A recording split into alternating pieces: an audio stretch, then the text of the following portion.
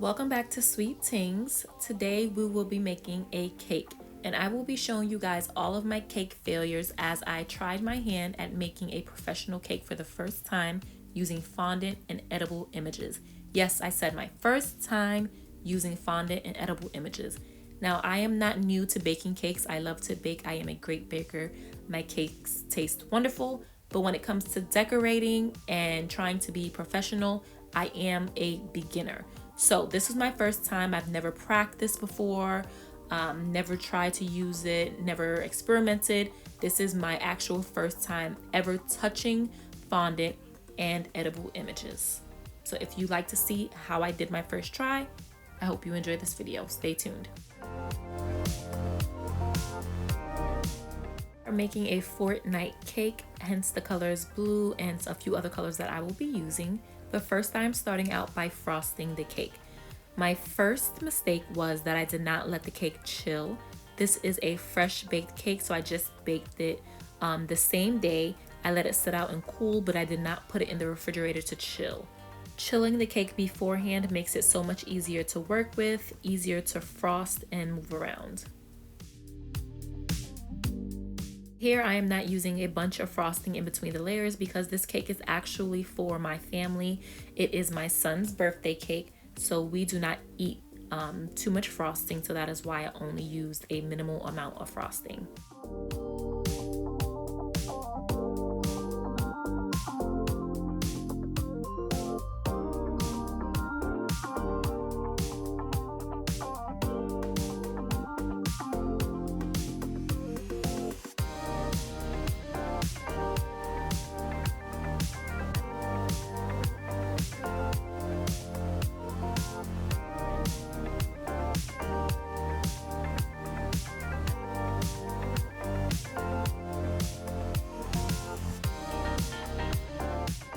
As you can see here, I'm just adding extra frosting where it may be needed. This is the crumb coat, so it does not have to be neat, but I do want all of the cake covered.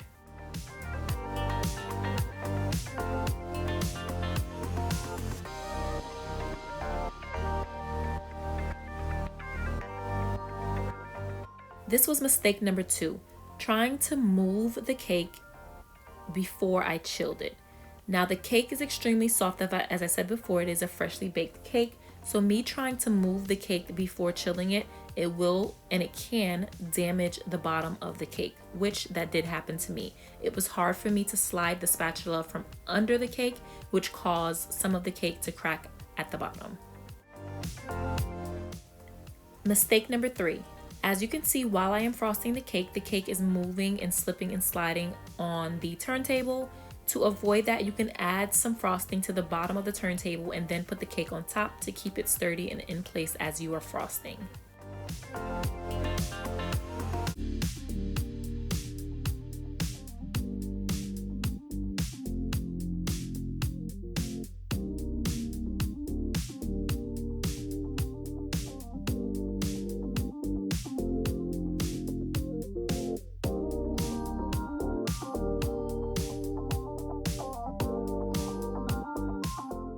Before I put the next layer on, I am seeing which side I should lay it on to make the cake even so it won't be lopsided or crooked.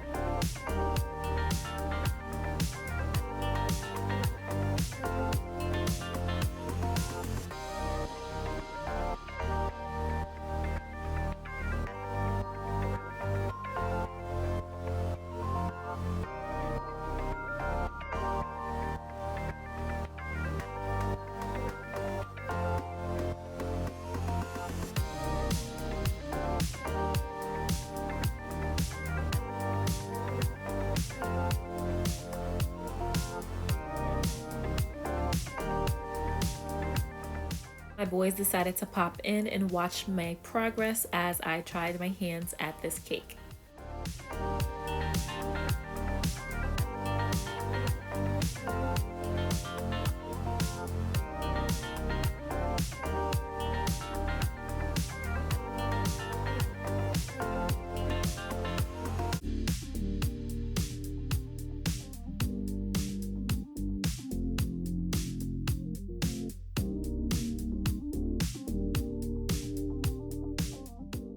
As I said before, this cake was for my son whose birthday it was, so I did let him help with the cake. He wanted to roll the fondant out, which I think he did a really good job at rolling the fondant out. One mistake that we did make was I believe that we rolled the fondant too thin. As you can see, the fondant is starting to tear. You can definitely fix fondant after it has torn, but me being a beginner, I was not at that level to where I could fix the fondant. So I just did what we could. I tore off any extra pieces and left it as was. My son and I both enjoyed the process of making this cake together.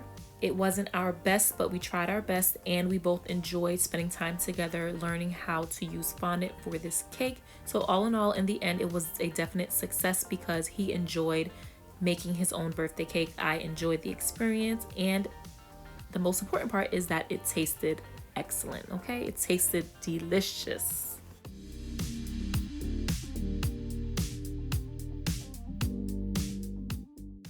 And here is the final product, his Fortnite cake, which he loved. All the professional bakers out there, leave me some tips in the comments. Let me know what else I could have done, what other mistakes I've made so I can work on them. And thank you guys for watching this video. Until the next one, sweet tings.